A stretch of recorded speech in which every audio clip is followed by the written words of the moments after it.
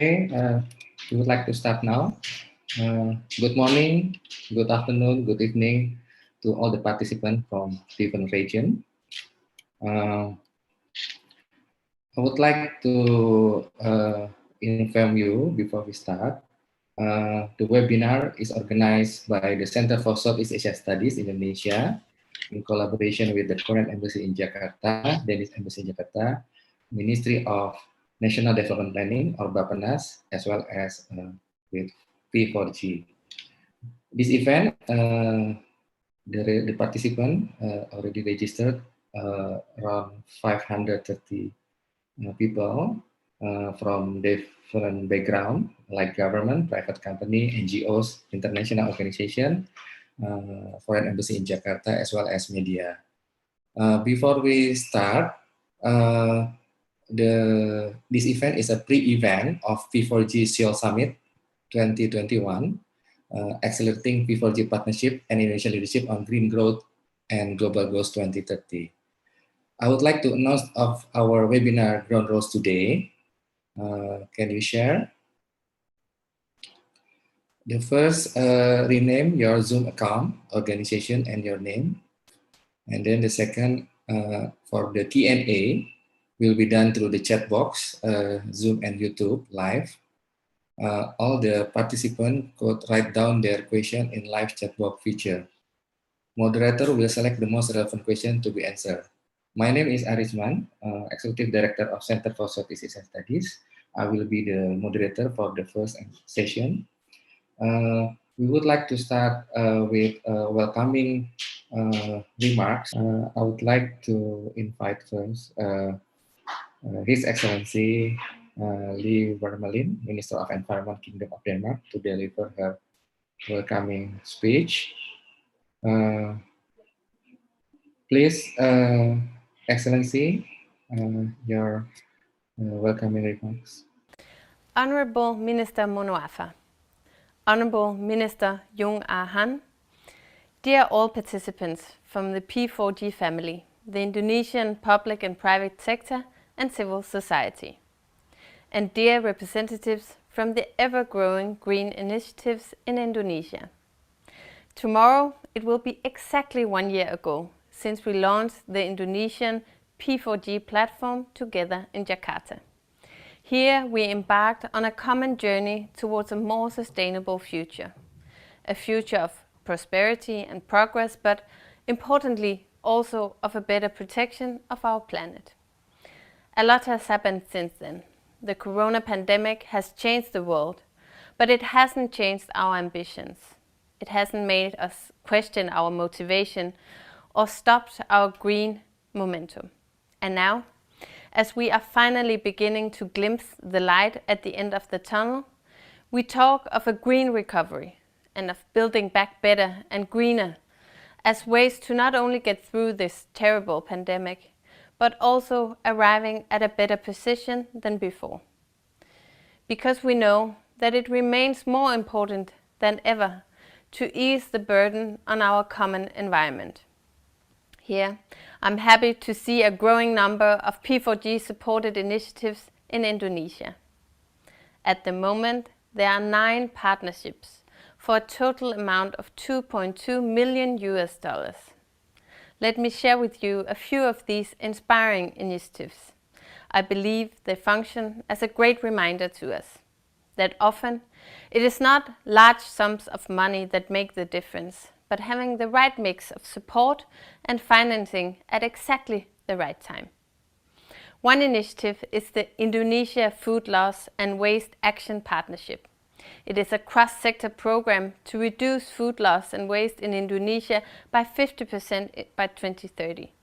So far, it has focused on minimizing loss of resources in the dairy, palm oil and seed industries. Here, P4G assembled a meeting between the partnership and Bappenas that led to commitment to support the next phase of the partnership and strengthen the focus on food loss and waste in Indonesia. Another great initiative is Women's Livelihood Bond Series. It is a series of innovative securities to mobilize capital for women's empowerment. In 2020, the partnership raised $27.7 million to support women-focused enterprises in the Asia-Pacific, including Indonesia, to help women rebuild their livelihoods after COVID-19. This milestone will mobilize capital for almost 180,000 women, empowering them to implement their green growth solutions in sectors like agriculture and energy. I'm happy that Denmark can support Indonesia in its work on the green agenda, both through P4G partnerships and our bilateral cooperation on the environment. The sectors in focus of P4G, food and agriculture, water, energy, sustainable cities and circular economy. These are all areas where Indonesia and Denmark already have substantial bilateral cooperation, both through the strategic sector cooperation and not least through the circular economy strategy with Babernas. And in Denmark, we want to continue this strong cooperation that benefits not only our respective countries, but the future of the globe as well. I look forward to participating in the P4G summit in Korea in May this year, where we hopefully can meet again in person, but otherwise virtually. I believe it will be an important summit, not only because we will focus on strengthening the impact of P4G, but also because the summit will serve as a stepping stone to COP26, with a special emphasis on public-private partnership. Here, P4G provides a truly multilateral venue for governments, businesses and civil society to offer innovative solutions. Let me end by thanking Indonesia, the Republic of Korea, the Netherlands, the P4G and the Center for Southeast Asian Studies for maintaining focus on the green agenda and climate mitigation in spite of the current pandemic. Let us not lose any opportunity to continue our common efforts towards a more sustainable future. A future of prosperity, progress and protection of our planet. Thank you all for listening. I wish you an inspiring webinar. Thank you, Excellency. Excellency Lee Wermelin, the Minister of Environment, Kingdom of Denmark, for her welcoming remarks.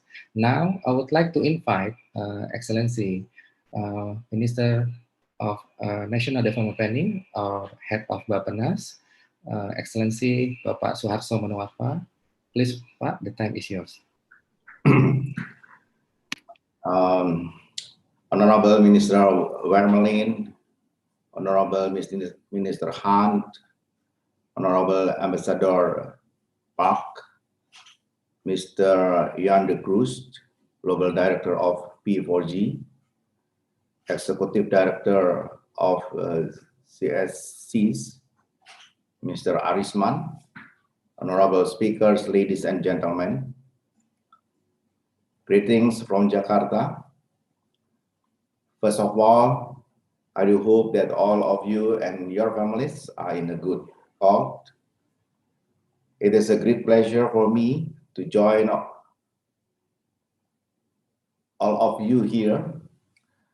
Let me express my sincere appreciation and gratitude to all of you for your participation in the event today.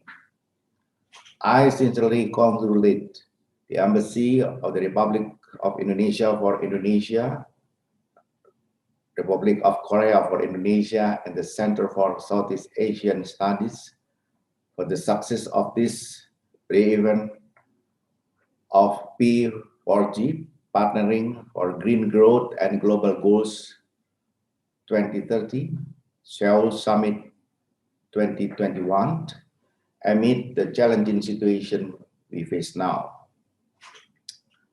Indonesia's government has continuously stepped up its commitment to cope with climate change and sustainable development issues by ensuring that environmental sustainability is embodied in our national development planning. Last year, Indonesia launched its first Green National Medium-Term Development Plan, and the plan incorporates low carbon development and climate resilience as a national priority aligned with Indonesia's commitment to sustainable development goals. However, the first year of implementation for Indonesia's medium-term development plan has been challenging. Throughout the year, the COVID-19 pandemic has had a devastating impact on our life and livelihood. Here, the large-scale social restriction or PSBB policy has also had a transitory positive effect on the environment. A recent study published in Nature Communication found a global decrease in CO2 emission more extensive than in any global crisis since 1900, including the Second World War and the 2008-2009 global financial crisis. On the other hand, the rebounding economy after the year 2008-2009 crisis resulted in increased global emission as the stimulus and investment efforts were executed with insufficient regard for a sustainable green low-carbon approach. The recovery after the current crisis will face similar and considerable challenges. Getting to a new normal in the wake of COVID-19 must be accompanied by new perspective, as we have learned from the current situation. In the next 2 years, we will strive to establish a greener recovery by valuing the economic, social, and environmental balance for a better and resilient world, or building back better with low carbon development. This also means a new normal in which we can easily hold efficient, virtual or hybrid meetings and reducing cost and emission from travel. Today's event is an example. There will be a positive legacy of the pandemic, a COVID-19 dividend to invest in building back better. In building a better future, we need to work together through international cooperation, public-private partnership, and cross-sectoral integration. We must ensure that low-carbon, green growth development strategies are mainstream in our economic recovery stimulus package. For example, strengthening food security and building more efficient, less wasteful food supply chains must not come at the cost of environmental degradation. And meeting the growing need for energy as economic growth recovers must rely on clean and renewable sources. We should also consider that green growth solutions will often create more and better quality jobs, green jobs, compared to the business as usual alternative. Close cooperation and collaborative action by a diverse and inclusive range of stakeholders are needed to take advantage of the considerable opportunities ahead of us. We recognize the importance of our respective effort as we strive to strengthen our resilience and build a better future at this critical time for Indonesia and the world, of course. And now is the perfect time to uphold coordinated global action for a better and more sustainable world. In this context, P4G plays a strategic role by bringing all stakeholders together to deliver the results promised by the Paris Climate Agreement and the SDGs in 5 key areas: food and agriculture, water, energy, cities, and the circular economy. Through the engagement and cooperation of the private sector, government, and civil society organizations, we hope P4G will become the world's leading forum for developing concrete and innovative public-private partnership at scale to achieve green, climate resilience, and inclusive economic growth. The P4G Seoul Summit 2021 to be held in May will be a key event for the global acceleration of action and impacts, including those of P4G's pioneering green partnership to deliver inclusive and sustainable green growth. Today, we gather to share this vision and to prepare the action that each party will contribute. In closing, I would like to express my appreciation to the government of the Republic of Korea, the Danish government, honorable speakers, committees, and all other participants for your warm and continuing support. I hope today's forum will be a productive platform to enhance awareness and collaboration from every stakeholder towards a greener, more resilient future. Thank you, and stay safe, stay healthy. Thank you, Excellency, Bapak Suharto Monoarfa, for his welcoming remarks. Now, I would like to invite the Minister of Environment from the Republic of Korea, Her Excellency Jung Han, for her remarks. Please, Excellency.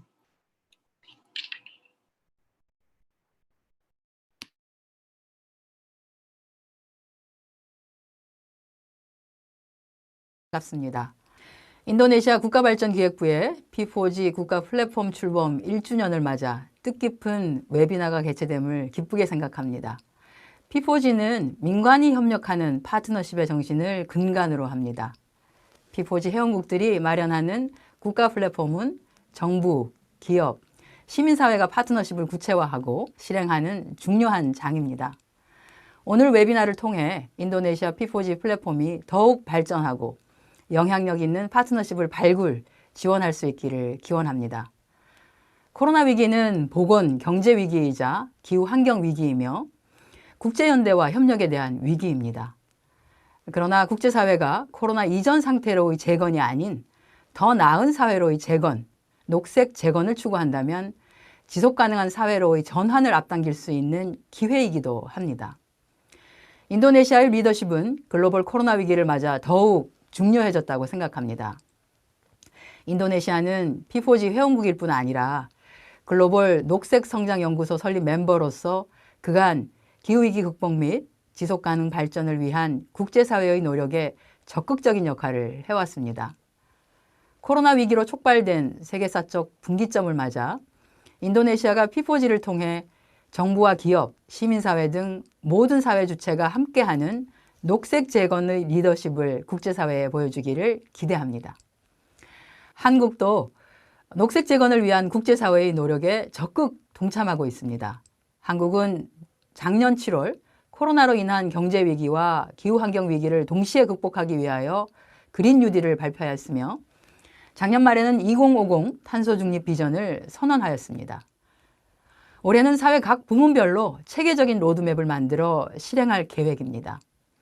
오는 5월 30일에서 31일에는 포용적인 녹색 회복을 통한 탄소 중립 비전 실현을 주제로 제2차 P4G 정상회의를 개최합니다. 기후위기 극복을 위해 국제사회가 더욱 긴밀히 협력할 수 있도록 대한민국은 개최국으로서 최선을 다하겠습니다. 제2차 P4G 정상회의가 성공적으로 개최되어 올해 말 개최 예정인 제26차 기후변화 당사국 총회의 디딤돌 역할을 할 수 있도록 오늘 웨비나에 참석하신 분들의 깊은 관심과 참여를 부탁드립니다. 다시 한번 오늘 웨비나 개최를 진심으로 축하드립니다. 감사합니다. Thank you, Her Excellency, the Minister of Environment, Republic of Korea, for her remarks. Now we would like to proceed for the first session. For the first session, we have 6 distinguished speakers. I would like to, for the first session, we are discussing the P4G approach, impact model and partnership. I would like to introduce all the speakers for the first session. The first speaker is Dr. Yahya Rahman Hidayat. He's a director for energy resources, mineral and mining as the focal point for government co-chair for Indonesia P4G national platform. We'll talk about Indonesia P4G policy. The second speaker, Ambassador Yoon Chul Yu, Deputy Minister and Ambassador for Climate Change, Republic of Korea. We'll talk about Korea P4G policy. The third speaker, Ian De Cruz, Global Director of P4G.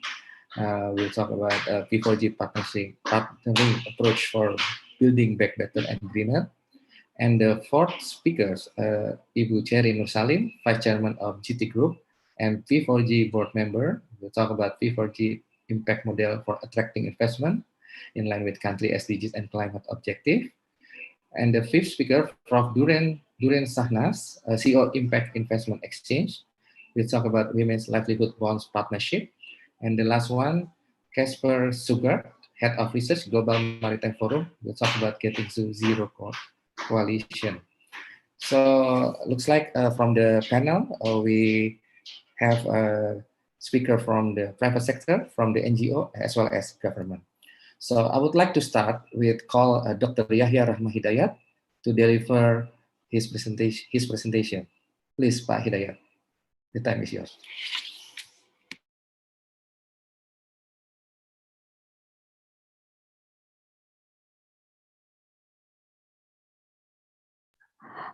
Mr. Yahya, you still unmute?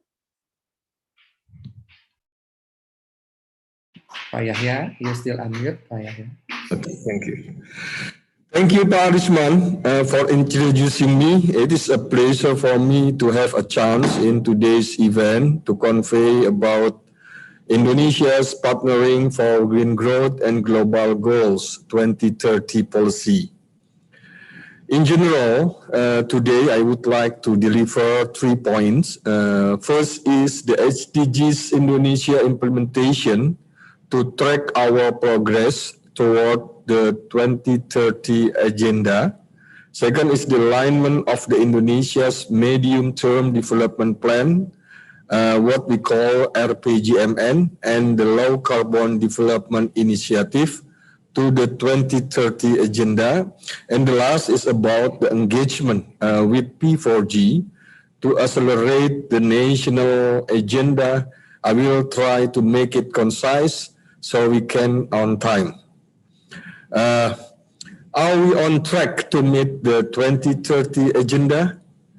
In 2030, it is projected that Indonesia's population will be about 300 million people, which means an increasing demand for natural resources, consumption, and basic human needs. On the other hand, Indonesia targets a high-income country status in 2036, reducing the GHG emission of up to 29% unconditional and 41% conditional by 2030. And complete the SDGs by 2030, now should be the period to build a foundation. However, due to the pandemic, we try to revive the economy fundamental after pandemic to achieve 2030 target by implementing Build Back Better with low carbon development approach. To achieve 2030 commitment, some key strategies are undertaken. We amplify the political will, strengthen the legal basis, and implement some methods such as improving the participative process, develop clear and measurable goals and indicators, monitor and evaluate, as well as formulating communication strategies. According to the SDGs Indonesia Progress Report, until 2019, more than 50% of the 280 indicators measured under 17 goals in 4 pillars: social, economic, environment and law and governance pillars show a progressive achievement. However, around 30% of target need serious attention to be accelerated, or they will likely miss the goal in 2030. One of the challenges in the financing gap to achieve the goal, in the high scenario, Indonesia estimated 137 billion US dollars 2020 until 2024, and 565 billion US dollars 2025 until 2030 from the non-government actors needed to be mobilized. In the moderate scenario, 90 billion US dollars 2020 until 2024 and 325 billion US dollars 2025 until 2030 from non-government actors need to be mobilized.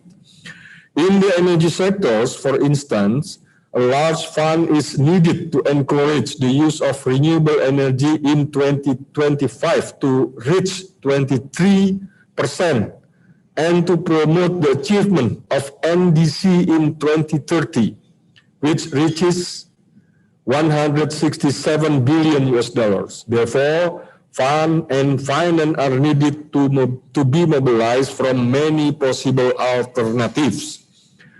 The 2030 agenda cannot be differentiated from other national policy approaches. The alignment with Indonesia's medium-term development and low-carbon development initiative is imperative. As the Minister mentioned in the opening remark, RPJM 2020-2024 is the first Green National Medium-Term Development Plan. The emission reduction is set as the leading indicators along with economic indicators. The plan incorporates development as a national priority aligned with Indonesia's commitment to sustainable development goal. The low carbon development initiative's policy scenarios consist of energy, forest and peat, agriculture, plantation, and waste sectors. Besides reducing emission, they will increase GDP growth, reduce poverty, result in additional jobs, improve living conditions, and so on. We believe that the collaboration with other stakeholders, such as private and community, is another essential key. P4G, as a new initiative for developing concrete and innovative public-private partnership, assists us achieve green, climate, resilient, and inclusive economic growth. Indonesia P4G National Platform launched last year. Minister of National Development Planning, Bappenas, as board member of P4G partner country, has appointed 6 national platform members from 3 stakeholder groups: government, corporate, and civil society. Ibu Sinta and Ibu Tri Mumpini also joined today's events. The platform of P4G are expected to be committed continuously to meet 5 objectives. First, increase creative financing. Second, pave the way for the private sector to support national and global goals. Third, leverage the cooperation with other existing schemes. Fourth, implement real collaboration among stakeholders. And finally, lead the community to take action for attaining quality growth. This slide shows the interlink between P4G's main SDGs area and our national agenda in Indonesia's SDGs, National Medium-Term Development Plan, and Low Carbon Development Initiative.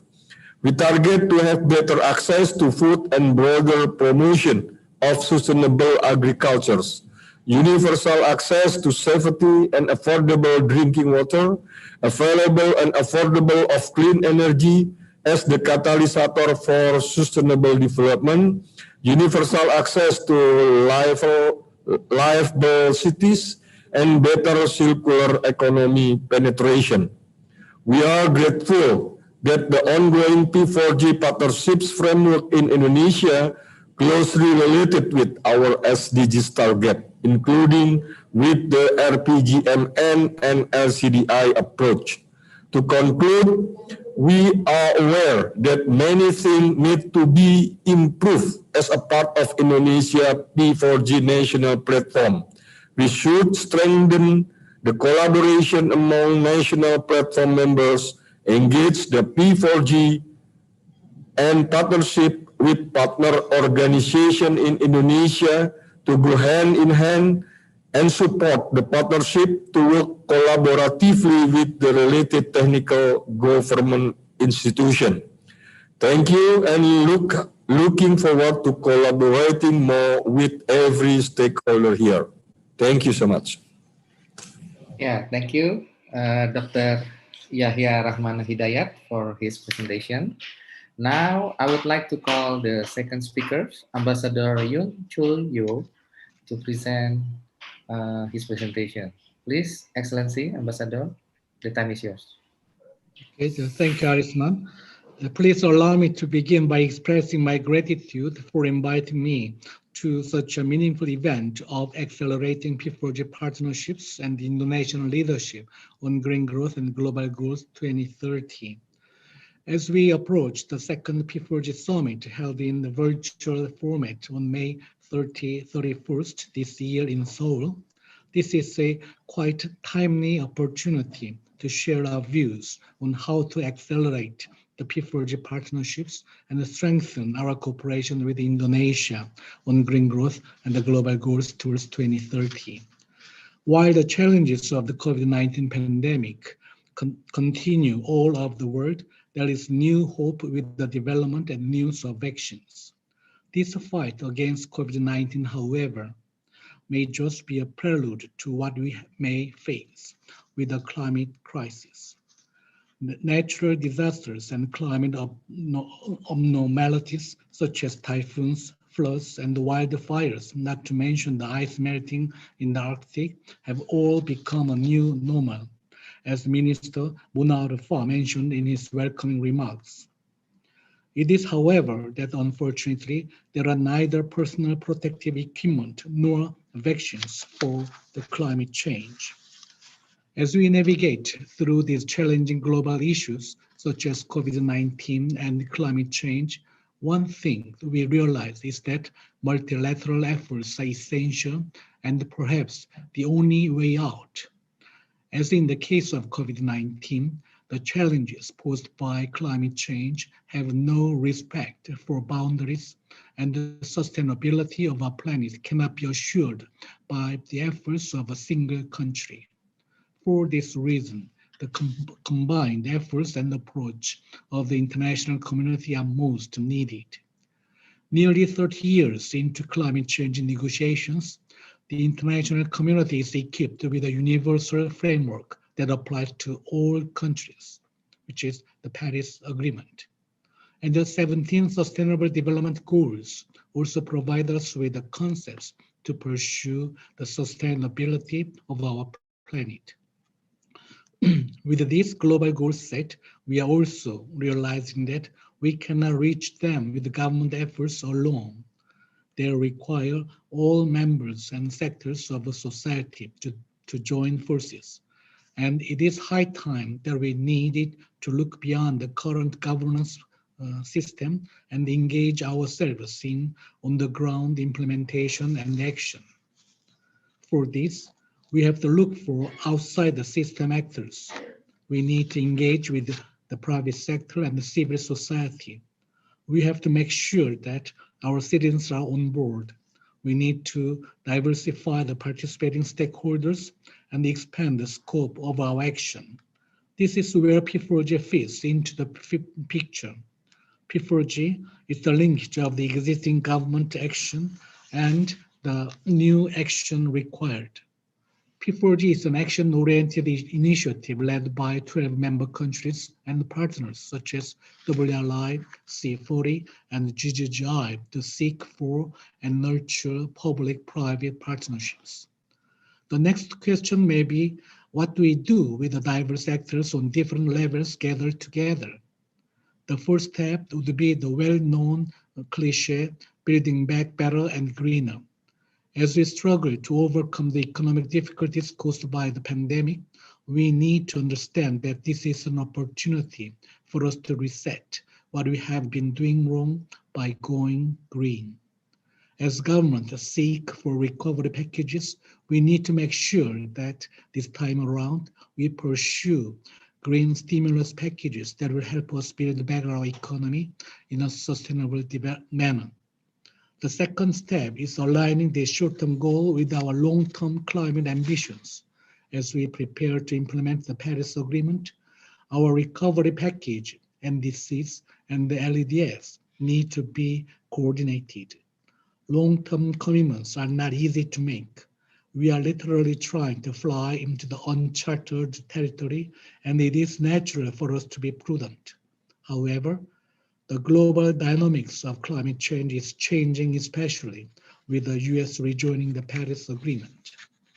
As a host of the P4G Seoul Summit to be held in May 2021, Korea hopes to bring together the solidarity and the commitment of the participating leaders on greening our recovery packages while aligning them with ambitious long-term climate goals.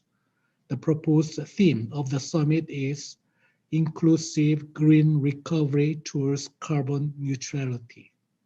The summit will be an opportunity for us to share innovative and cutting-edge solutions, build on creative ideas, and engage with the future generation so that we may together deliver transformative impact. We also wish that the participating countries will be able to set and present ambitious global goals at the summit so that it may be a stepping stone towards COP26. I sincerely hope that Indonesia will join us at the P4G summit. More importantly, I'm confident our two countries will be able to further our collaborative efforts through P4G and its partners in achieving these ambitious goals and making our future more sustainable. Thank you so much. Thank you, Ambassador Yo, for your presentation. Now, I would like to invite Ian de Cruz, Global Director for P4G. Please, Ian, the time is yours. Thank you, Pak Arisman. So I've got a presentation here that talks about how can P4G be a delivery mechanism for impact in Indonesia. And so if we can go to the next slide, we can see that P4G itself is a partnership. It's a partnership that over the last 3 years has delivered and developed over 50 partnerships in 50 countries through our partner countries, Denmark, Netherlands as core funders, Korea as a host of the summit, and in this region, of course, Indonesia as a key country with Bangladesh and Vietnam with our 6 organizations. And so when we look at P4G, what makes P4G unique, we think, in this global architecture is the first one, we have to deliver solutions. Solutions on the ground in developing countries, which can be these market-based solutions. And what you see in those orange boxes on the left is in just the first year of 2018 partnerships, some key metrics that we will judge our performance, including in Indonesia on. How do we bring greater investment in Indonesia in the low carbon development initiative that Pak Yahya and Minister Suharto talked about? How can we align those initiatives? How do we lead to tangible results like emissions reduced, like the number of people affected in communities, of course, which Ibu Trimumpuni will talk about? And then how do we spread those learnings? And so there are times when Indonesia can be a leader for us in our network. Sometimes Indonesia can be replicating some of these solutions, and sometimes we will be doing this together. So we'll be giving a couple of examples with Casper from the Global Maritime Forum, how we're learning together with Indonesia, Mexico, and South Africa going together, learning together, as I will share with the Food Loss and Waste Partnership. What we're really fortunate to have Denmark and Korea as hosts is they're actually doing the work too. So Denmark is creating this new energy island, which has the potential to really provide energy for its entire country. And also it's doing this in partnership with industry. Korea is going to build the world's biggest offshore wind farm. So as you see these countries using this building back better and greener to stimulate its economy, how can those expertise, investment, and know-how come on Indonesia's terms through our national platform that takes the best of this for what Indonesians want to do as well? Next slide. What we want to show in this next slide is some of the emerging examples of P4G in Indonesia. Many speakers have started to speak about this, but with Indonesia's energy transition, we have a portfolio.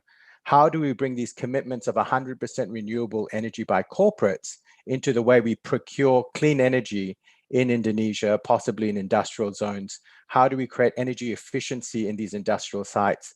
Casper will talk about the zero emission shipping. But another thing that's very interesting for us in energy transition that Indonesia could be very interested is in this e-mobility push. And where does that apply to Indonesia with your resources and assets to reduce traffic congestion and air pollution, but create that shared mobility? The second one, the Danish minister talked about food loss and waste is one where we want to set, how can this be a market-based solution, turning food loss and waste into an asset that can be done voluntary by commitments by Indonesian corporates in the hospitality and tourism industry, where potentially Bappenas could help set those targets, but these are implemented by corporates and ultimately becomes a financial product where the savings are actually captured in a financial instrument that makes it self-managing. These are the types of solutions we want to see, how they apply in Indonesia. How can this be done with countries like Mexico and South Africa, learning together? And the great thing is we've got a great example in UK taking this lead. And so in real time, we're bringing the best of this information, knowledge, and learning and investment into Indonesia. The next slide is about how we take this in innovative financial instruments. Doreen will talk about the women's livelihood bonds, but it's really important that we develop this innovation when we have scarce capital to take this further into direct investment in entrepreneurs, female entrepreneurs in clean energy and agricultural development. And finally, waste can actually be an industry. And we are seeing this happening in areas like plastics, which of course is a key priority in Indonesia. The 3RI initiative really puts this as a market that actually creates plastics as an asset. And we have, including our partnership here, CSEAS, really innovative on-the-ground solutions to reduce packaging in Indonesia to offer up. So finally, we will talk about this in a session, how to build that better and greener. The key is, what are the solutions that are aligned with your low carbon development initiative? How can we leverage the best of our partnerships and portfolios in P4G to really deliver those solutions? Food loss and waste, plastics, mobility, energy transitions. Our speakers will talk about it, but we want to see this in real solutions on the ground that leads to co-investment. So we look forward to you joining our P4G family to co-create and co-invest with us. Thank you, Pak Arisman. Yeah, thank you, Ian, for your presentation. Now, I would like to invite Ibu Cherry Nursalim for her presentation. Please, Ibu Cherry. You still unmute. Thank you. This is really a great opportunity, and I'm very heartened that the mission of a collaboration and partnership for growth. And maybe just quickly, next slide. I think earlier, maybe, can you move this? Yes, thank you. So we believe there is a great platform in Indonesia with a lot of success in mobilizing partners across sectors and funding in different platforms. I think we showed some examples, this Green Sukuk bond, the SDG1 Blended Finance Fund, the world's first. OJK also have the Sustainable Finance Roadmap. And the private sector, TLFF, was also the first sustainable land use bond. Of course, just now, the plastic action is also part of the coalition effort with WAF. And I think what P4G will offer on the impact and collaboration to support the sustainable development goals is very significant. And I'm very happy to have Shinta, Trimumpumi, and many partners and and also with the government working together to meet the UN goals. I have to show this. This is the Indonesia, the Trihita Karana ways. So harmony of people, planet, and the spiritual aligned into SDGs. Next slide. So this is actually already presented, I think, by Dr. Yaya, and also the Minister Suharto already talked about the success where Indonesia government has taken a leadership role in bringing great success, or at least there is a clear path in the low carbon development and climate resilience. Next slide. So I only have 4 minutes, so I'm just trying to be fast. The Indonesia government has also, I think, supported the blended finance platform. And I think the president would like Indonesia to be the global blended finance platform. And that was included in the in the Osaka G20 leaders communique, and working with many partners, working on the roadmap for blended finance. That's supporting SDGs. Next slide. And this is, I think, something that just happened. Was held. It's a one session, 388 teams from 65 countries, over 1,000 participating in this platform. Indonesia is one of those supporters of this, and our UID working across tri-sectors have been part of this. And I think this will be the future. I think, how do we bring impact working with people on the ground? Next slide. And using the digital platform.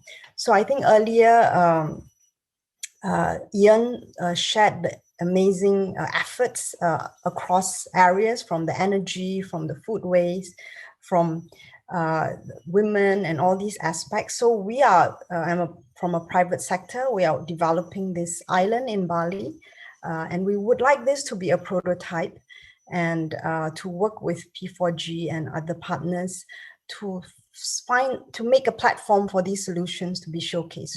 And I'm intrigued, in the Denmark and South Korea, those solutions, if there are ways we can work together, it would be great. And so we're also launching the Happy Digital X programs. This is with MIT professors and Tsinghua universities.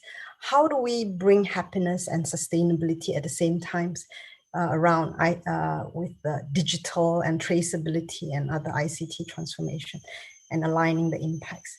So next slide. So I think, just to close, we welcome P4G as a partner. Next year, Indonesia will be the G20 host, and we will again have another Trihita Karana Forum for Better Business, Better World. Thank you very much. Thank you, Ibu Cherry. Now I would like to invite Prof. Duren Sanas for her presentation. Please, the time is yours. Great. Good morning, everyone. Can you hear me? Yes, yes, we can hear you. Okay, wonderful. Well, a warm welcome to all the fellow panelists. Thank you, Isman. Thank you, Ian. It's wonderful to see you. I was actually listening to all of you. So, and it has been a very, very interesting discussion so far. So, first of all, a massive congratulations to P4G for recognizing the incredible need to bring women into the space of climate resilience, and for joining the movement that IX has been building for the last 12 years. Now, this is a movement that insists that no green growth can happen without women empowerment. And we have shown how that is possible, and it's wonderful that P4G is now this incredible partner who believes in it and is now practicing it with us. So despite the fact that closing of the gender gap would generate more than enough economic value to close the climate finance gap, because as we know, actually, interestingly, women is the largest emerging economy in the world, women still remain largely excluded from the financial markets. And the failure to realize this gender dividend is $28 trillion. So, if we actually even set aside all the sustainable development goals and said, we'll just focus on one of them to see if we can meet all of that and actually be sustainable, all we needed to do was just focus on women. So it is fantastic that we are at last waking up to that. And the fact that, if I can have the next slide. The next slide, thank you. And so we decided that we will actually change that and really focus and emphasize how to have women front and center of financial markets. So building on that, so IX over the past decade has worked on transforming financial system to unlock capital for underserved women. And we have done it many different ways. And one of the ones that the world knows about a lot and talks about is that we created the Women's Livelihood Bond Series. It's the world's first financial instrument for women by women. The Women's Livelihood Bond Series has been widely successful. And the first in 2017, it focused on Southeast Asia, making it the world's first gender lens impact investing security to be listed on an exchange. It was a multi-country, multi-sector bond. And also I would like to really emphasize, it brought in countries who doesn't even have a sovereign bond. So the reality is what the multilaterals couldn't do, we did. And you know why? Because we believed in women. The second closed in January of 2020, which included South and Southeast Asia and was able to expand to new sectors such as clean energy and sustainable agriculture. Now, the third issuance, which is close to $28 million now, is empowering close to 200,000 women across Southeast and Southeast Asia, advancing 13 of the 17 Sustainable Development Goals. Now, what I like to say, if I can have the next slide, say very proudly is the fact that we could not have done this ourselves. We needed a village and we pulled a village together. It is the incredible partners such as Standard Chartered, ANZ, DBS, Sherman & Sterling, Latham & Watkins, USAID, GAC, DFAT, UNSCAP, and of course, P4G. And now we're excited for P4G to join us and our partners as we bring this movement to the rest of the global South to drive gender equality and climate action in Asia and in Africa. Now, to really bring women to the front and center of capital markets, we had to disrupt, and yes, the word is disrupt, and transform what is valued in the financial markets by creating a bottom-up impact measurement approach. So this is not your usual M&E. This is not your ESG. Again, M&E is backward-looking. ESG is superficial and top-down. We needed to create a way where we actually had the voice of the women be valued by the market. So the companies, multilaterals, and investors are held accountable for the women's voice. And this is what P4G is supporting us for, to scale our technology and data-driven impact measurement tool, IX values, so that women are finally given a voice and value in the financial markets. And that is really our secret to transformative change and transformative partnership, to not to wait for a better environment, but to innovate new ways to transform the world now and today. The kind of transformative change that the Women's Livelihood Bond is making is to fundamentally change the green market. We have to stop talking about green bonds that are not green. We have to stop talking about climate action, which is happening in a vacuum. We need to have women as a part of the equation, because the women, if they're valued as a solution rather than victims of climate change, we will see a different world very fast. And again, it's good that we have started the work already. Now, the next slide, please. I always like to end a talk with what is your role in it? So again, it's always nice to hear the work that others are doing, but I think it's always good to see where you fit in this conversation. Now, if you really want to move the needle for inclusion and for green growth and for women, here are a few things you can do. You can actually join the IX ecosystem and on our mission to impact 1 billion livelihood by 2030. We're going to do it. So if you want to be part of it, please join us. Second, buy the Women's Livelihood Bond 4, which will go out in the market in the next few months. Yes, we will keep on making these bonds. They'll get bigger and bigger. And you can play a role through your government, through your organization, in buying the bond and being a part of the bond to empower women in Asia and Africa in 2021. And finally, replicate the Women's Livelihood Bond. We have 147.7 billion in social bonds that were issued in 2020. And Women's Livelihood Bond is still the only one that centers on women. That should not be the case. So if we are actually going to commit, let's commit to go to the last mile.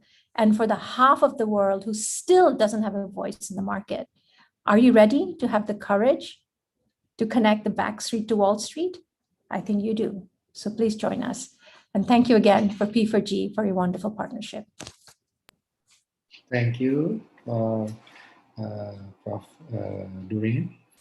Now, I would like to invite the last speaker, Casper Sugard, Head of Research from Global Maritime Forum.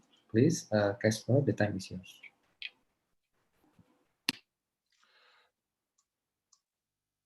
Thank you very much. Thank you for this opportunity to speak. We're very, very excited to be part of the P4G family and to be able to talk here. What I'll be talking about today is our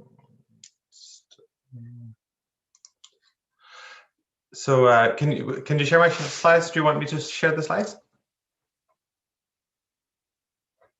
Yeah, please, if you want to share your slides by yourself, please. Casper.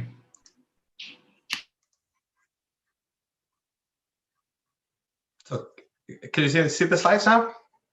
Yes, we can see your yes. slide. Thank you very much, and thank you very much for this opportunity to speak. My name is Casper Sugard. I'm head of research at the Global Maritime Forum. We're a not-for-profit organization working to improve the sustainability of the global maritime industry, and we're based in Copenhagen, Denmark.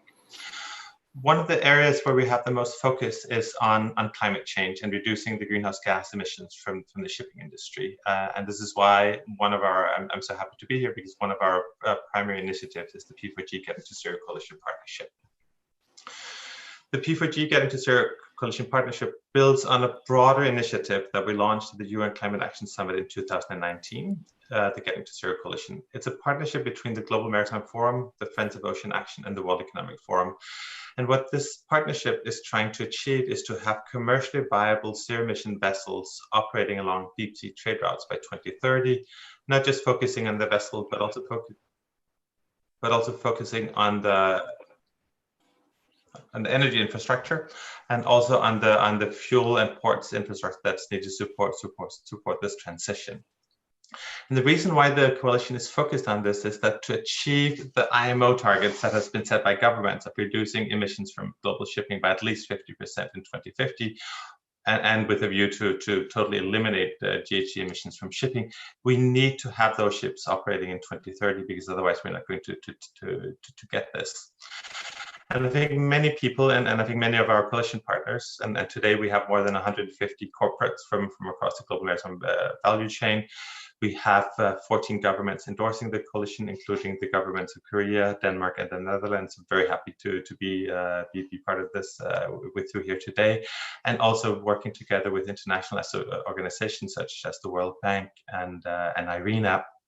I think we see a lot of challenges, but I think what we really like about the P4G approach, and why we believe that this partnership is really exciting, is that we also see a lot of opportunities for companies, opportunities for countries, and opportunities to work together to unlock some of this, so we can combine sustainable growth with combating climate change. And that's exactly what we're trying to do in the P4G Getting to Zero Coalition Partnership. What we're focusing on in the partnership is how to accelerate the development and deployment of zero-emission shipping in Indonesia, South Africa, and Mexico.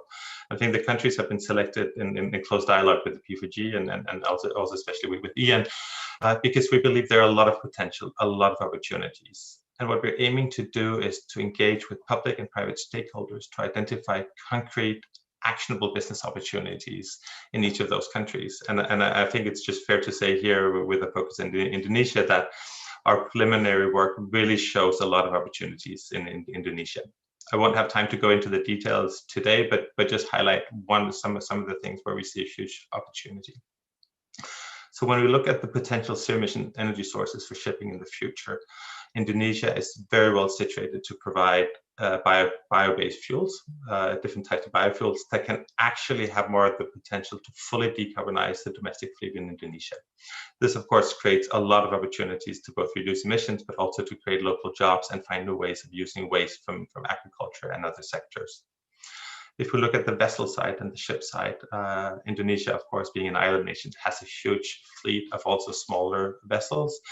And here there are a huge opportunity to create jobs in modernizing the fleet, introducing more energy efficient ships, and also introducing zero-emission fuels. And also looking at the need for upgrading ports and infrastructure to support a growing population and a growing trade in Indonesia. There are huge opportunities to think about how to integrate climate considerations, the need for transitioning to zero-emission shipping into those infrastructure investments. But I think the key, and I think this is also key to the P4G approach, is none of those opportunities will happen without co-creation and without partnership between governments, between companies, between stakeholders in Indonesia and international stakeholders. And what we'll be focusing on over the coming 12 months is to engage with stakeholders in Indonesia around these opportunities so we can together identify those actionable business opportunities that can be brought to real life. I will invite anyone interested in learning more about our project, interested in being a part of it, to reach out to us. Very happy to engage this dialogue. And first of all, I think a big thank you to Panelists and P4G Hub for being so supportive in the development of this project. We're looking forward to the next steps and really looking forward to make a difference, both for green growth, but also for the climate. Thank you. Thank you, Casper, for your presentation. I think for this session, I take a note there is several keywords like partnership, market-based solution, how we find the real solution for achieving the SDGs, and then like Ms. Cherry mentioned about how to linkage happiness and sustainability in this digital world. And then from the Durin, also how to involve women, how to do more innovation. And then the last one from the Casper about getting to zero pollution, transition, how to transition to zero emission shipping. This is kind of best practice. So I would like to, I don't want to make a conclusion because the next session will be more dynamic interaction with the participant. Thank you very much for all the distinguished speakers for your insightful presentation. I would like to give the floor to the next moderator for the session 2, Ian de Cruz. Please, Ian, the time is yours. Great, and I understand. Thank you, Ibu Pak Arisman, and I know we have a sharp 11:10 a.m. stop, so we're going to be interactive with our panel. And so I would like this, it says talk show, but I'd like us to be a do show and to say, how are we committing to delivering in Indonesia? So our first speaker, and the pleasure is Ibu Shinta, is our private sector co-chair in our Indonesian national platform. It'd be great, Shinta, for you to explain to us from a business and investors perspective, do you think P4G in Indonesia can help in Indonesia, both nationally, regionally, and then maybe globally from the many hats that you wear. So over to you, Ibu Shinta. Thank you, Ian, and thank you for this opportunity. So how do we see the role of P4G in Indonesia, especially in the Asian region, especially from the private sector view? First, I think accelerating the ongoing initiative to do building connection. At the moment, as you know, for example, in the energy sector, there is definitely clear demand of clean energy in Indonesia, in elevating continuously alongside with the consciousness of the business sectors and community in general. So the government has set a target, and we all know. But I think, as you know, we have many challenges in reaching such target. The renewable energy power plant sector is targeted at the moment to contribute reducing green gas emission by 156 million tons of CO2. And this is about 49.8% of the total energy sector mitigation action. So the investment requirements is about 1.6 trillion rupiah. So imagine from an economic perspective, I think reducing costs on the energy system combined with a reduction on air pollution and carbon dioxide emissions will save up to $53 billion per year, or estimated about 1.7% of Indonesia GDP by 2030. This is definitely, we all know this, but the implementation in how to actually get this is definitely the technology, financing, these are all aspects that P4G can also help by supporting the collaboration with its network. I think we have what we call the Clean Energy Investment Accelerator. Definitely this focusing on the 3 pillars of mobilizing and increasing access to clean energy, investment at scale, purchasers, pipeline, and policy. I think this will be very good. Second is help also advancing collective actions in Indonesia and Asia. Stimulated the cross-sector and collective action, as well as provide input into the evolving national strategy. So we have an example in the tackling food loss and waste initiative that we're currently doing as the P4G national platform, and we are already starting this program, and we are promoting market-based solution to one or more SDG sectors as well. So I think the engagement plan to ensure the continuity of the program is also very important.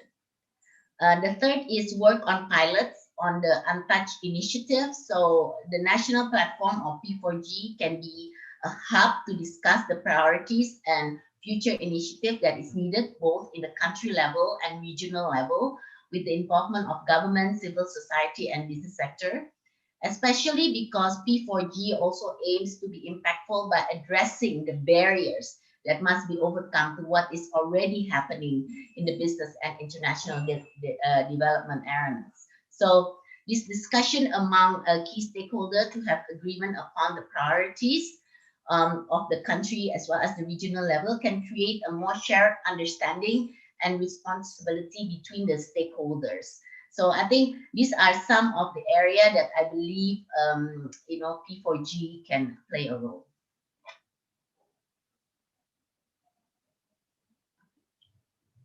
Thanks so much, Ibu Shinta, and it's great. 1 year down the track, this acceleration of existing partnerships is important. You've raised some challenges, and we within the hub want to take the next step with people like yourselves, a national platform of how do we really build and truly co-create this next chapter with you. And the beauty is having a private sector co-chair like you. You're very pragmatic and you want to see action on the ground. So please hold us to that and to really see the demonstration through what we call investing in impact in Indonesia. So thank you, Ibu Shinta. So the next speaker is our Deputy Ambassador to Netherlands, a funding country, a long relationship with Indonesia as well. It would be great to get your perspective of what do you see are key priorities that the Dutch can contribute and that P4G in Indonesia can contribute as well. So in that context, Pak Adrul, it'd be great to hear from you what you see are areas that P4G is already contributing or can contribute as well from your lens. Over to you. Selamat pagi, good morning, everyone. Not a pa, but an ibu.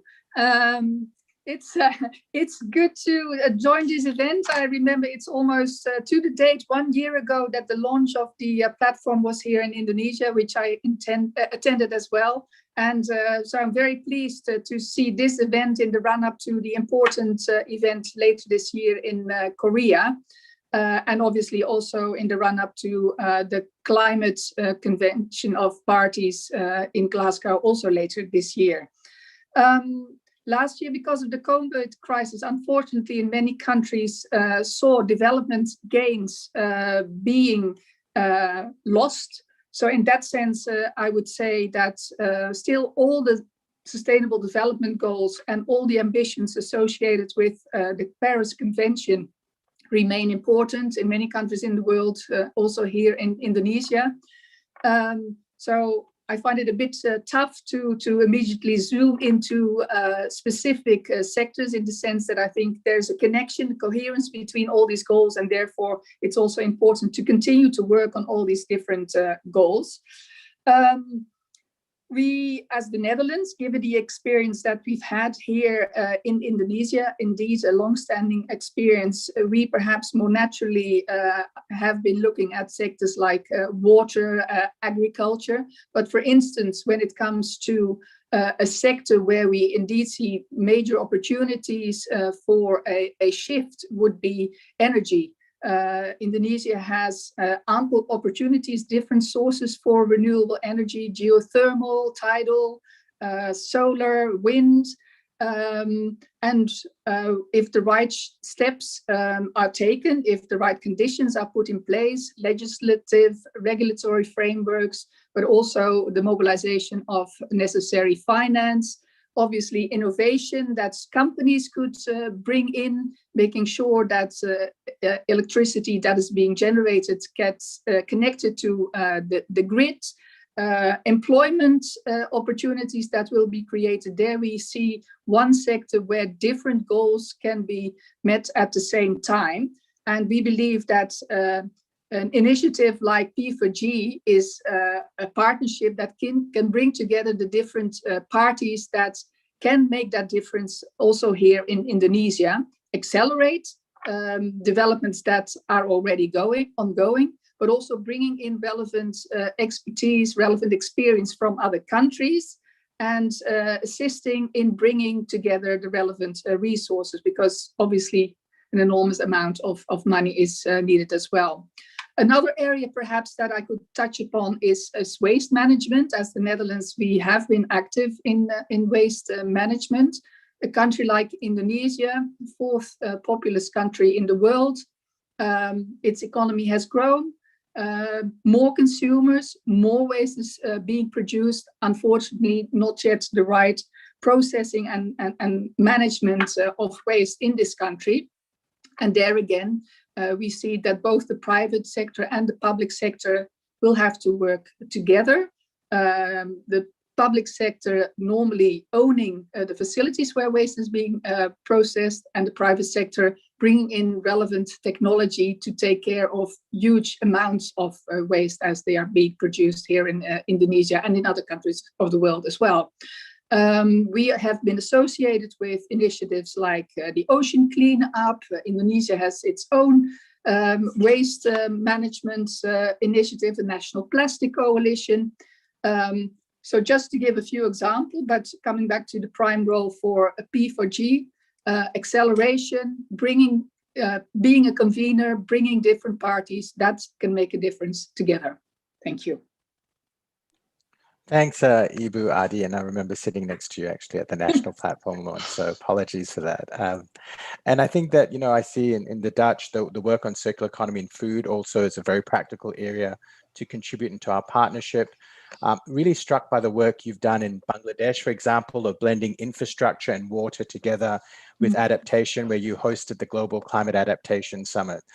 So I do see many areas where that Dutch expertise, including in the electric mobility, is something we are looking to bring in as part of looking at Indonesia's priorities.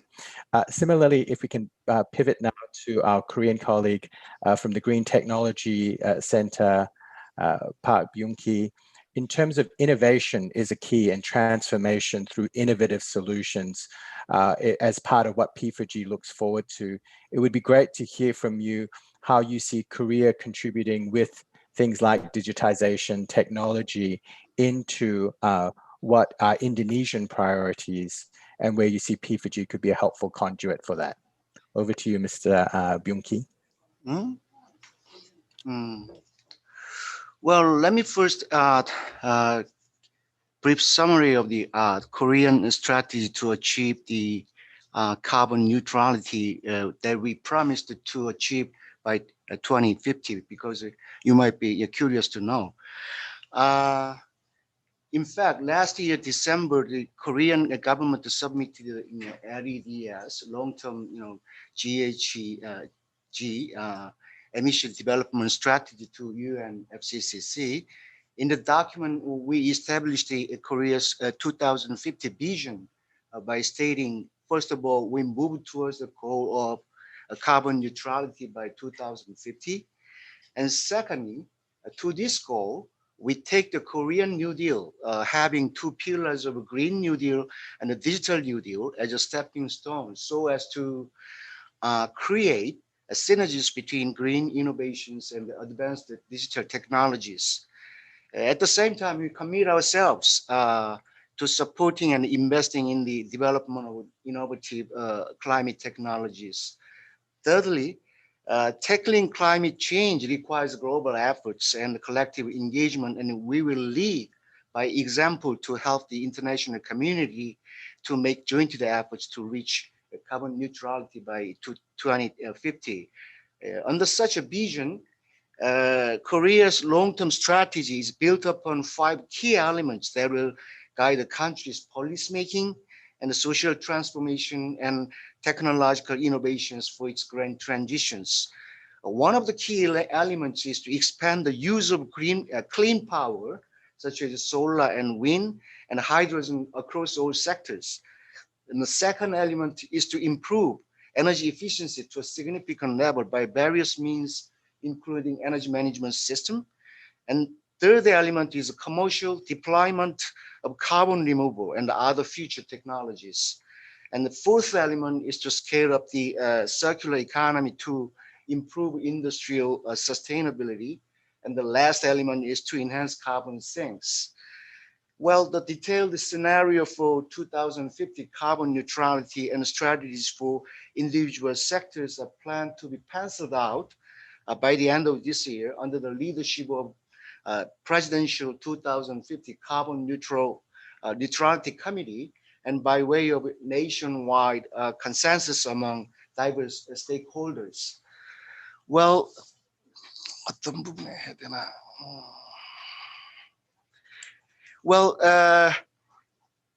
based on this commitment, we positioned actually the P4G summit as follows. Korea actually has a strongly export-driven economy centered on manufacturing industries with high greenhouse gas emissions.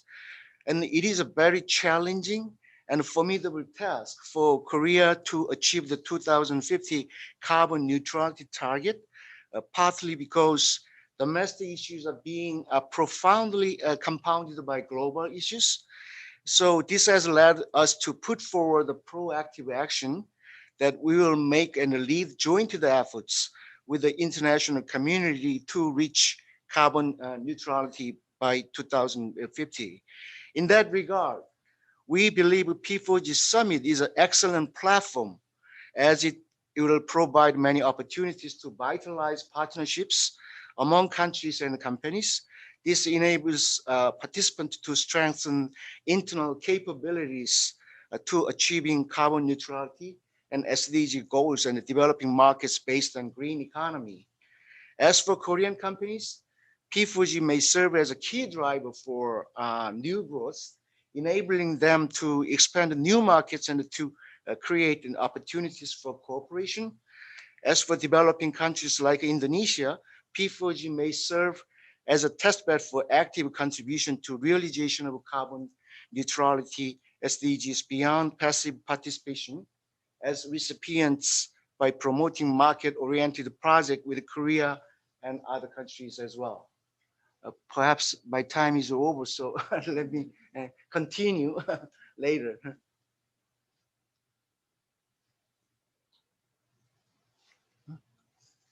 Thank you. Thank you so much for that, Mr. Byung-ki. I think that one of the areas that we see in P4G where some Korean expertise could be really helpful, Cass has mentioned zero emission shipping, Korea being a huge shipping industry. Another, I think, is this concept of zero emission industrial parks. As we look at innovation in industrialization, including in Indonesia, how can the design of those parks, tenants, and those future industries be created together?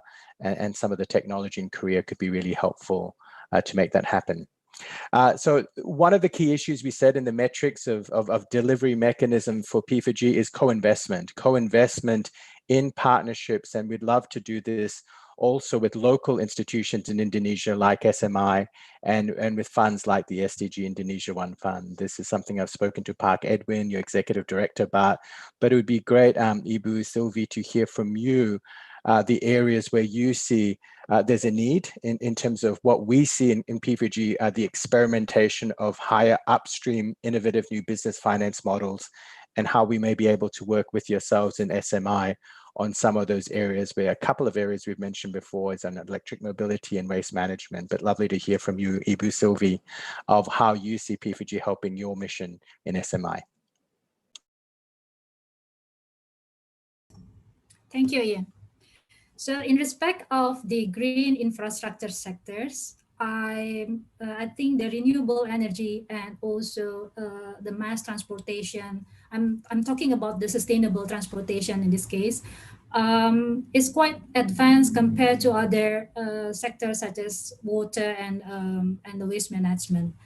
That's probably because these two sectors has already have a quite robust business model. So collaboration and partnering with P4G could be seen as the filling the gap from what equity investment model that we already know that already exists before.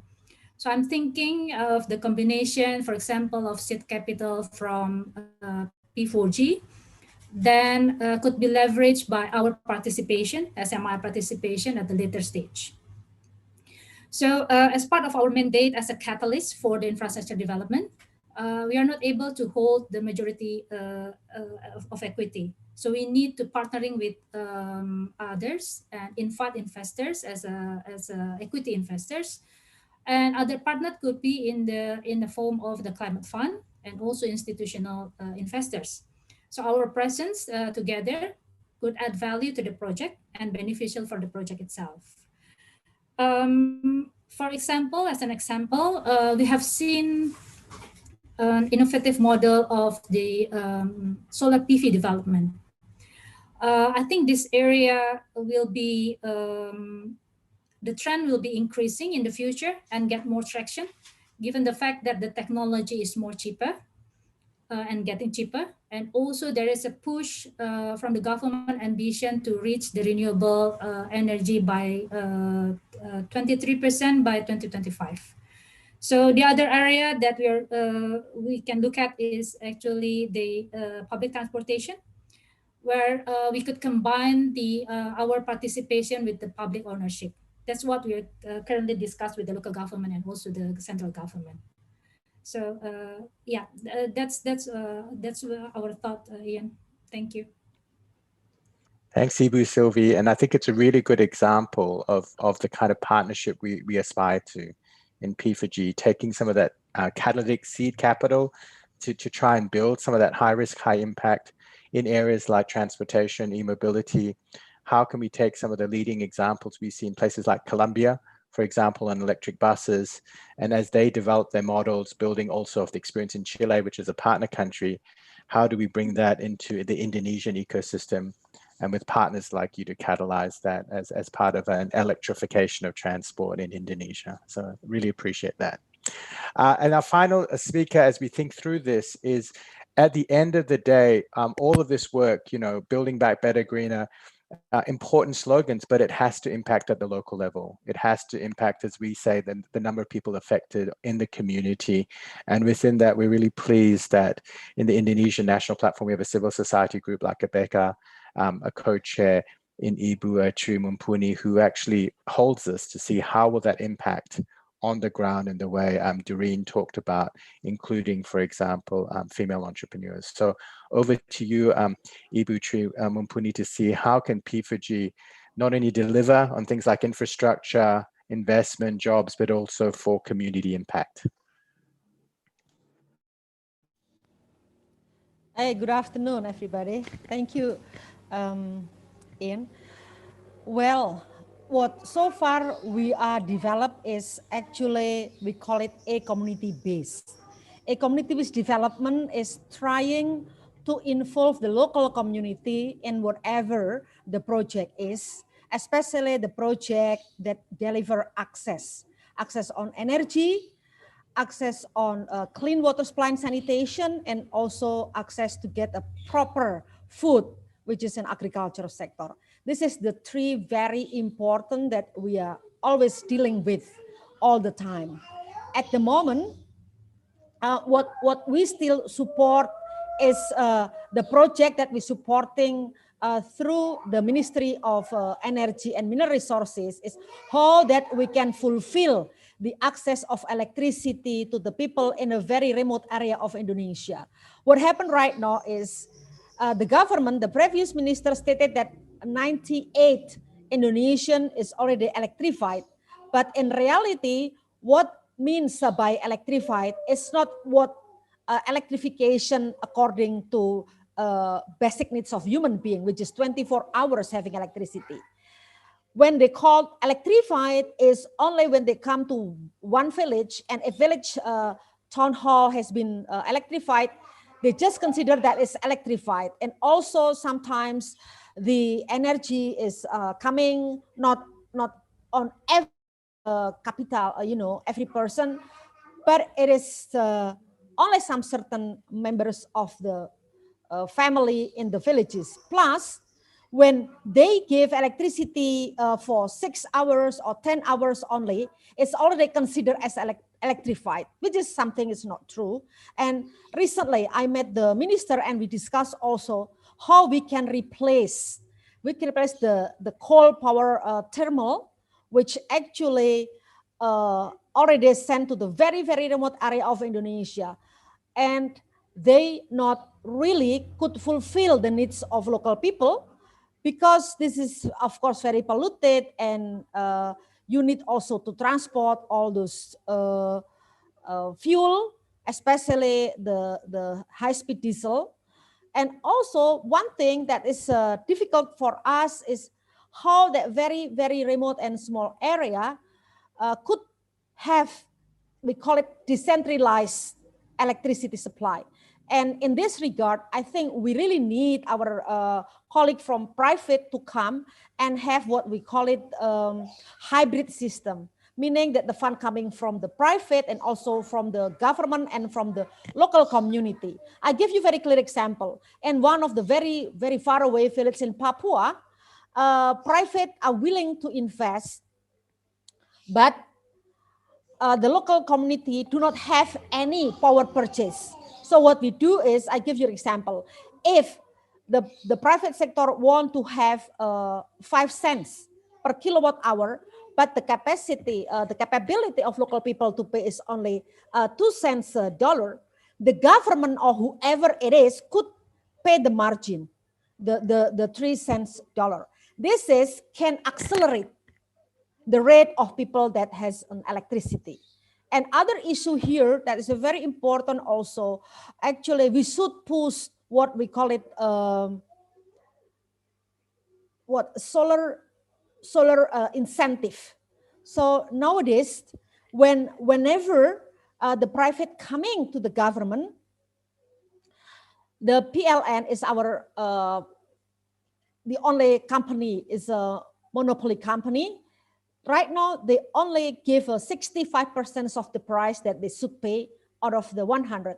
This makes the feed-in tariff doesn't work properly. So we still have so many homework in terms of only in the electricity itself. I'm not talking about the energy, other like fossil fuel for the transportation. I'm just concentrating how the local people needs. But after all, the very important is also how we should include every project with what I so-called social preparation. Because without having social preparation, without giving education or information that the community should pay, what I call is subsistence for sustainability, subsistence cost for subsequent costs for the sustainability. So subsequent cost for sustainability is that actually can be done if every project had the component of social preparation. This is what really missed.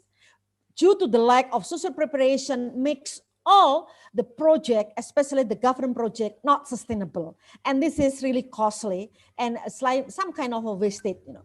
So the best thing for us is how we should promote the community-based development, meaning that is it private or is it the government, P4G could put some, what I call it, maybe we can have a very good example in one area in Indonesia that all the component was included in the project. The private is coming, the government is coming with the subsidy, and also the local community prepare themselves by contributing something in kind. Because actually they have the capability if our approach is the right approach. So this has become the biggest concern because we never have a chance to do that for the very, very long time. And last but not least, what I would like to inform you is we have what so-called in Sumba is iconic island. The island that reside by 400,000 population, and we are focusing that by 2025, 100% of electricity supply in that island is from renewable energy. This is very possible. And I have already had like 5 micro hydro to be built over there, and just to promote, to make sure that very, very small and tiny island where there is renewable energy sources like geothermal, even small, it's below 1 mega, but it's still small, but millions is already, fulfill the needs of local people. I think we still have a lot of homework, but I'm so glad and hopefully that the 4G could play a very important role in this regard, by having many people collaboration and having a synergy to fulfill the needs of a human being, basic needs such as water, such as energy, and also food. Thank you. Thanks, Ibutri. So, I think what you have seen with all the panel members and the session is P4G in work, P4G in action with our people in Indonesia. You can see with the strong representation from people like Ibu Shinta, Ibu Trimumpudi, Pak Yaha, and Pak Arifin. We have great Indonesian leaders and our board member, Ibu Sherry, here to really chart our course of what can be done in Indonesia as a delivery mechanism, that ultimately it has to have community impact. It has to then leverage investor investment into this area, which Ibu Sylvie talked about with SMI and how we could co-partner with you in doing that in areas in transportation. And the great thing is we have this family of international colleagues from Netherlands, from Denmark, from Korea, offering some of their best expertise to help this, but it has to be on the terms of what Indonesia sees as your priorities.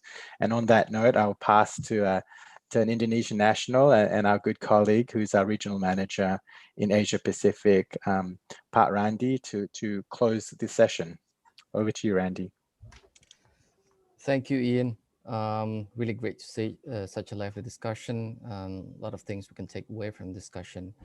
But if I can summarize, the common theme that seems to emerge from discussions today is, it is incumbent on all of us to act and to act now if we really want to avoid the devastating consequences of climate change. And we really cannot afford to wait for everything to be in the right place for us to act. We need our economic and financial system, our businesses, to start transitioning to a sustainable pathway. And to do that, we need innovation, and we need a new perspective in terms of how we deliver products, how we deliver services to the consumers that is in line with the SDGs and the climate goals. But everybody has a role in this transition: the government, businesses, financial institutions, civil society, communities, consumers all play important role in this transition. We heard that there's a big investment gap for us to achieve the SDGs, which is a big challenge in itself, but it's also a big opportunity for innovators to experiment with different models of delivering those solutions. So Indonesia is a large country with a large population, rapid technological penetration, growing middle class, on having great partner countries such as the Netherlands, Korea, and Denmark. So the ingredients for delivering these solutions do exist, and we just need to do a better job to find them and nurture them and ultimately implement them. And yeah, this is what P4G aspires to deliver, actually, supporting bottom-up, locally driven, innovative, scalable market-based solutions, and really about bringing the best expertise and examples from around the world to ultimately deliver on the SDGs. So I heard areas such as sustainable transport, clean energy, and waste management seem to be a common interest for many of our partners at the panel today. So I hope that captures the key discussion points and the spirit conveyed by the panelists. And I would like to move on to the next session, which is the final session of this meeting. And we have 3 speakers to deliver the closing remarks. We have from Indonesia, the Deputy Minister for Maritime and Natural Resources at Bappenas, Pak Arifin Rudianto. We also have Excellency Ambassador Lars Bo Larsen from the Royal Danish Embassy in Jakarta. And also Excellency Ambassador Tae Song Park from the Embassy of the Republic of Korea in Jakarta. So without further ado, I would like to invite our first speaker, Pak Arifin Rudianto. The time is yours, Pak. Thank you, Pak Randy. Could you hear my voice? Yes, Pak, clearly. Okay, thank you very much. Distinguished guests, ladies and gentlemen, Assalamualaikum warahmatullahi wabarakatuh. Good afternoon from Jakarta. First of all, I would like to thank the Embassy of the Republic of Korea and the Center for Southeast Asian Studies, who have successfully had the pre-event of the P4G Seoul Summit 2021. I also extend my thanks to everyone who gathered today and who shares our common interests in achieving green growth and other global goals. Reaching these goals requires collaborative action and partnership among multiple stakeholders. Tomorrow, we will mark the 1-year anniversary of Indonesia's P4G national platform, launched on the 24th of February last year. It was an honor for us that the launching was attended by the Minister of Environment of Denmark and the Minister of Environment of the Republic of Korea. That event was an opportunity to introduce P4G to Indonesia's institution, organization, and the wider community as well as to deepen the engagement of the many stakeholders needed for achieving our sustainable development goals. Through this past year, we enjoyed the engagement with partners who enthusiastically support Indonesia's achievement of green growth and other global goals, especially those of no hunger, affordable and clean energy, sustainable cities and communities, and responsible consumption and production through a circular economy. We collaborated in various ways with P4G partners countries, particularly the Republic of Korea and Denmark, and we closely work with P4G partner organizations, especially the World Resources Institute and the Global Green Growth Institute. Distinguished ladies and gentlemen, the COVID pandemic effect is inevitably affecting the country's SDGs program and the partnership progress. We are grateful for P4G partners' continuing commitment to implementing real support for economic recovery during and following this pandemic. As the Minister mentioned before in the opening remarks, the recovery after a crisis faces a considerable challenge to keep the economy on a sustainable development track. We learned that the rebounding economy after the 28th and 29th global financial crisis caused a short-lived yet impactful increase in global emission owing to strong emission growth in emerging economies. A return to emissions growth in developed economies and increase in the fossil fuel intensity of the world economy. We must do better this time in guiding a greener pathway to recovery by building back better with low carbon development. The P4G network has an important role to play in driving green investment for post-pandemic economic recovery. As we discussed in session 1, P4G has an approach for facilitating the capital to market transformation to overcome financial barriers to achieving SDGs and Paris Agreement goals. This approach is supported by the P4G partner countries such as Indonesia and Korea. In session 2, we agreed on how P4G can be a delivery mechanism for reaching climate goals and SDGs. Despite the productive discussion of substantive matters, technically, the working mechanism underpinning Indonesia's multi-stakeholders P4G national platform is still underdeveloped. Nevertheless, based on our common interests, the national platform strives to bring a wide range of stakeholders together to collectively advance innovative, market-based solutions to the challenge of delivering the SDGs. We intend to strengthen our coordinating role through interoperability of the national platform and the stakeholders engagement platform for P4G partnership and Indonesia's low carbon development and green growth stakeholders. Furthermore, the national platform will develop and maintain the P4G community database to continuously communicate information and monitor action and outcome throughout the country. Distinguished ladies and gentlemen, today we gather here in the event for accelerating P4G partnership and Indonesia leadership on green growth and global goals 2030, which is a stepping stone toward the P4G Seoul Summit to be held in May 2021.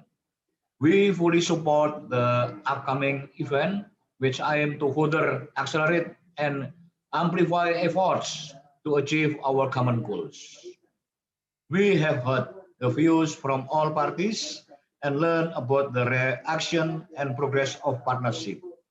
I am pleased to say that everyone here will contribute to achieving P4G's national and global goals. Finally, I would like to express my deep appreciation to the government of the Republic of Korea, the Danish government, the honorable speakers, the committees, and all attendees. Thank you very much. Thank you, Pak Arifin Rudianto, for your wonderful remarks. And then moving on to the next speaker, we have Ambassador Larson from Royal Danish Embassy. Ambassador, the time is yours. Well, thank you so much, Randy. And first of all, a big congratulations to the organizers here. I think it has been a very interesting discussion. Let me also, of course, appreciate all the speakers who've been sharing their visions here. Also, you, Deputy Minister Jan from Seoul. Of course, good to see you also here. Ambassador Park, he'll be speaking in a minute. Very good. And thank you for the collaboration on this, I think, important event. And not least to all our very strong, I think, partners from the Indonesian government in Bapenas, Pak Arifin Rudianto and Pak Yahya, and also Ibu Shinta from Kadin. I think it's a reminder for me to see the strong network that is already in place in Indonesia, and I think that brings a lot of optimism for the future. Let me just, I think, wrap up, I think, my impression from this discussion in 3 very simple conclusions. The first of all, I think we all agree that this is a crucial time after COVID, but this time also brings a lot of opportunities. Also, if we compare to the 2008 financial crisis, why? simply because the business case for a green transition is much better now than it was 12 years ago. It's simply cheaper to invest green, but it also has the implication of creating more, as it was said, high quality jobs. So this is now we have to seize this opportunity and not only fall back in the kind of old ways of doing business. Secondly, I think we also all agree that we need to increase our mutual support to make this happen. That goes not only for the financing, but maybe especially for the partnerships, for the capacity building, for learning of each other's ideas. And I think this is what P4G is all about. And thirdly, let me also underline, we really need Indonesia in this equation, maybe more than ever. I think Indonesia is a role model of the world in many different aspects, including also on the green side, and we think we need to see Indonesia taking fully on board this role. I think this would be a very important step for the entire world here, and I hope that right now, of course, we focus on the summit in Seoul in May, but we do hope that also Indonesia, in the time after that, will continue to contribute, bringing the torch forward in pushing for a green transition, because simply the significance of Indonesia, I think, is great in this matter.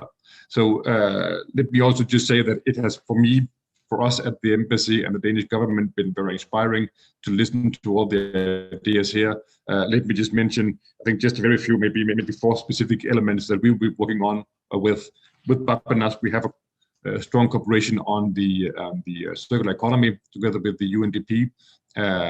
Right now, also listening here, looking also at the public-private partnerships. One element that we want to bring more forward also in the P4G context is the enhanced producer responsibility for waste handling. So it's not only about handling the waste that's actually produced, but it's more to avoid that the waste is coming into the equation as waste in the beginning.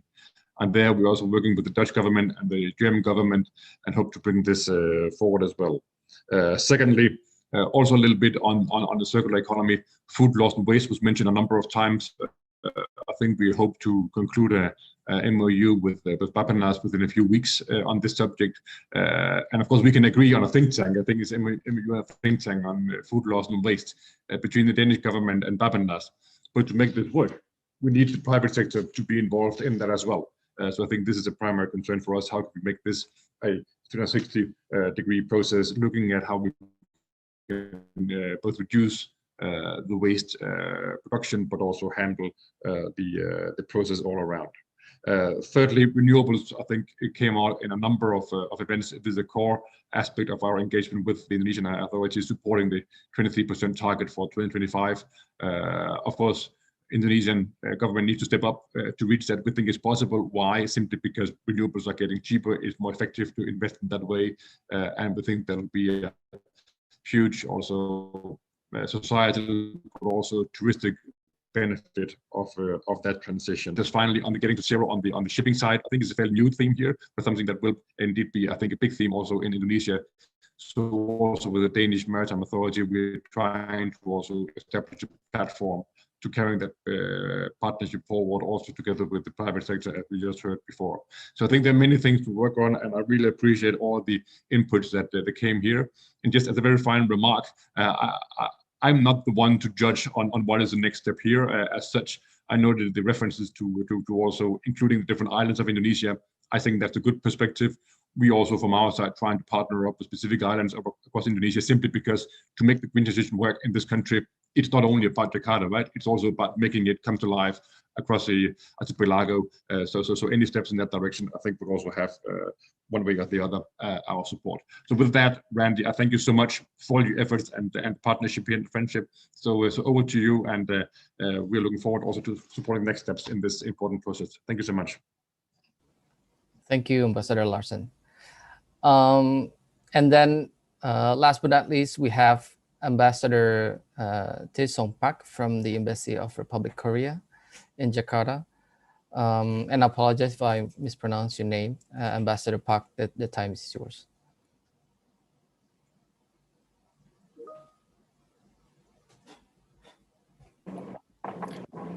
Thank you for giving me this opportunity to take the floor to wrap up today's webinar. As the last speaker and co-host of this event, I would like to appreciate all His Excellency ministers, ambassadors, and distinguished participants for providing valuable insights and contributions to respond to global climate change and environmental issues. Firstly, regarding wrapping up the discussion of today's seminar, as many of the participants have agreed today, P4G is getting a growing attention as a global platform which brings together government, private companies, academia, and civil society. I trust today's event indeed has made valuable groundwork for the missions and roles of P4G in response to climate and environmental issues. Secondly, regarding Korea's perspectives and policy, Honorable Minister Jung-Han, Ambassador Yoo Yeon-chul, and Dr. Jung Byung-gi have addressed the details, including the 2050 carbon neutral strategy and Green New Deal projects of the Korean government, and P4G Seoul summit meeting in May. So I don't want to get back to it again. Instead, as a Korean ambassador to Indonesia, I would like to take this opportunity to explore possible ways to strengthen bilateral collaboration between Korea and Indonesia for sustainable development goals. The first and most important project is bilateral collaboration to build an ecosystem of electric vehicles in Indonesia. Korean companies and institutions are striving to undertake large-scale investment for battery electric vehicles and integrated supply chains for the battery industry. This investment will transform Indonesia into a more eco-friendly and sustainable economy by reducing carbon emissions and promoting green mobility industries and technologies. Joint partnership in the area of clean energy is another showcase for moving forward towards sustainable development. Korea is participating in Indonesia's clean energy plan by expanding projects of hydropower and solar cell power. And in the future, I'm looking forward to creating partnership and solidarity among P4G members within Indonesia by undertaking joint programs in the various fields of mobility, energy, circular economy, forestry, agriculture, maritime, and others. Finally, I'd like to once again express my appreciation to Minister Suharto Mono Arapa, Minister Leah Bermelin, and Minister Jung-Han for the strong leadership they have demonstrated for the successful holding of this event. I also would like to extend my sincere gratitude to Executive Director Alyssa and all the staff of the Center for Southeast Asia Studies for their dedication. Without all their devotion and endeavors, today's webinar would not have proved such a great success. Thank you for your kind attention. Terima kasih. 감사합니다. Thank you, Ambassador Park, for your lovely remark. And then thank you to all our distinguished speakers for your excellent remarks, and which is the perfect way to end our meeting today. I'm glad to hear that there's a sense of optimism that Indonesia can be a leader in the region and globally in terms of how we can recover from COVID and transition the economy to a sustainable pathway. And also glad to hear the leadership shown by Denmark and Korea to work together and offer their support in this challenging journey. Yeah, I understand that Indonesia will be participating in several important events over the next 2-3 years. There's the P4G Summit and COP26 this year. Indonesia will be hosting the G20 next year and ASEAN Summit the following year. So these are great moments for Indonesia to showcase its leadership in terms of how to solve the SDGs and the climate challenges. So I'm optimistic Indonesia can be the global leader for incubating innovative solutions, green solutions, which the rest of the world can also replicate. So I will end my remarks right there, and we have come to the end of the event.